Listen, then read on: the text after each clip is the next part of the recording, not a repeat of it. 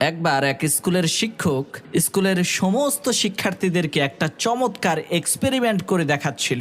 শিক্ষক রোদের মধ্যে একটা ম্যাগনিফাইং গ্লাসের মাধ্যমে কাগজের মধ্যে আগুন ধরাচ্ছিল। এমন সময় শিক্ষার্থীদের মধ্য থেকে একজন সেই শিক্ষককে বলতে লাগলো, স্যার, আমার একটা প্রশ্ন আছে। সেটা হলো, এত বিশাল বড় সূর্যের প্রখর রোদের মধ্যে সারাদিন যদি এই কাগজগুলোকে ফেলে রাখা হয়, তারপরেও এই কাগজে আগুন ধরে না, কিন্তু এই ম্যাগনিফাইং গ্লাস এর মাধ্যমে ওই সূর্যের আলোটাই কাগজের উপরে পড়ার কারণে আগুন ধরে যাচ্ছে কেন?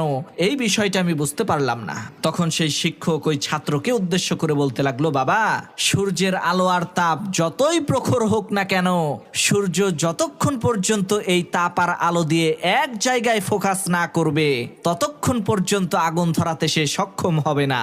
ঠিক একইভাবে তুমি যতই বুদ্ধিমান হও না কেন, যতই মেধাবী স্টুডেন্ট হও না কেন, যতক্ষণ পর্যন্ত তোমার গোলের উপরে পরিপূর্ণভাবে তুমি ফোকাস না করবা, ততক্ষণ পর্যন্ত তুমি সফল হইতে পারবা না।